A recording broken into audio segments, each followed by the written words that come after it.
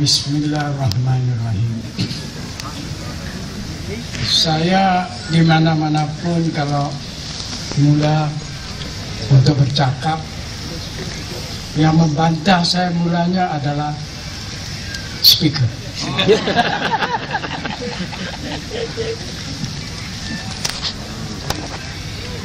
Tapi saya kira ini malam saya sangat berbesar hati mendengar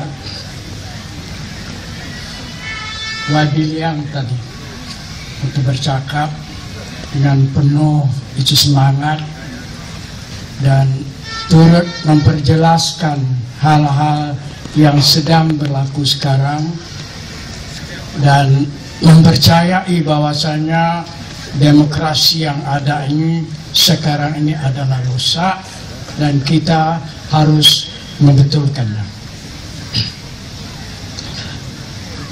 Tuan Said Ibrahim tadi juga telah menunjukkan berbagai cara demokrasi kita ini dirosakkan dan memberikan cara-cara untuk membetulkannya. Dan sebelum itu Saudara Prakas dengan jelas menghidangkan laporannya dan berakhir dengan menunjukkan cara-cara kita untuk membersihkan satu proses demokrasi yang sedang coba dihalang. Saya sebenarnya agak berbesar hati oleh karena yang datang, khusus sekali saya besar hati melihat anak-anak Tionghoa yang muda.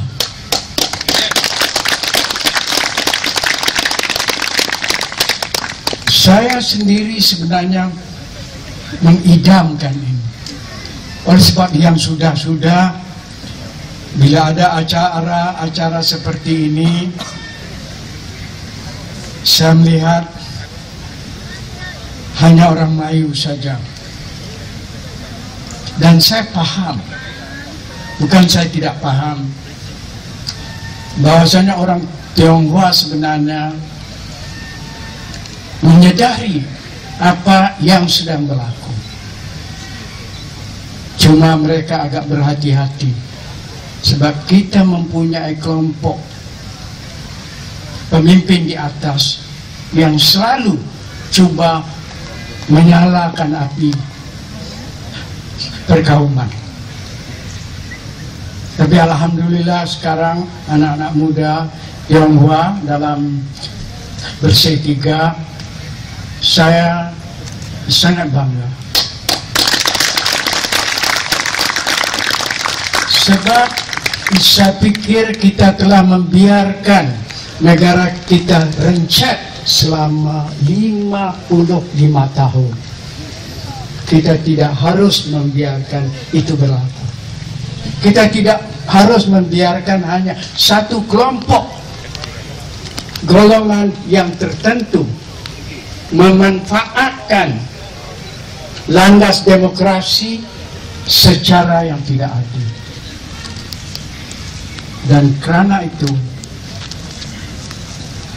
saya yang berusia sebenarnya 77 tahun, yang seharusnya lebih banyak waktu duduk di masjid, merasakan saya harus juga berada di sini.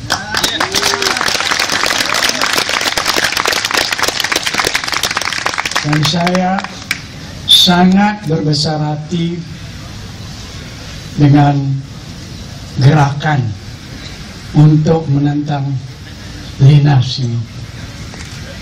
Orang di atas 2-3 hari yang lalu, orang di atas mengatakan bahwasanya rakyat tidak paham mengapa linas ini penting untuk mereka.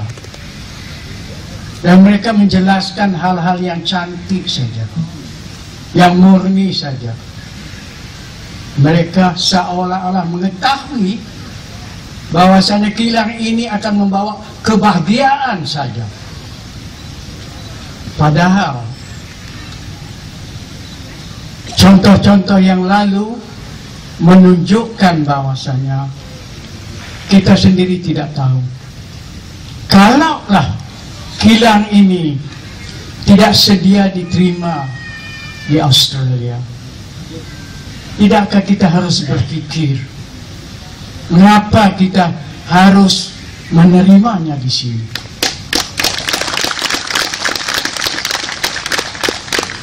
Dan kita tidak harus berpikir jauh dan bersusah payah.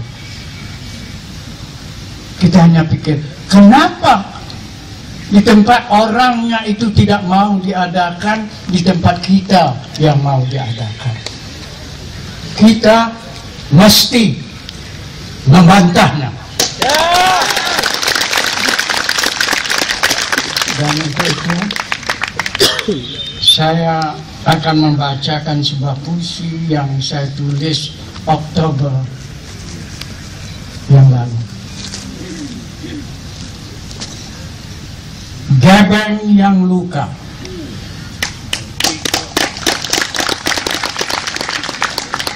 Kita gairah merubah sebanyak tanah bertuah konon rezeki alam dan udara kita. Kita sengaja terlupa tanah cicit yang syahdu, tuli akan senandung insan dan unggas yang merdu. Dari denai ke rimba dan sungai ke samudera terdengar rintih ombak meraung bumi sejarah. Pernahkah kita bertanya kepada gebeng terluka, bersyair, berpantun demi kebahagiaannya? Kita hanya memacakkan gedung dan kilang zahir, merelah bumi gebeng terracun beransur cair. Kita sedang alpa, malah amat banget terlupa harta terkini menutup masa depan yang lara. Di sisi mewah harta, cemar sejarah bermula. Kita sedang memaham hikayat tragedi bangsa. Dengan puisi itu Anda semua tentu memahami perasaan saya. Lebih-lebih lagi setelah saya melihat apa yang terpancar, dan kita melihat di bagaimana kuasa yang salah boleh dengan mudah menampar orang, menendang orang, memijak orang. Jangan benarkan itu berulang lagi. Sekian.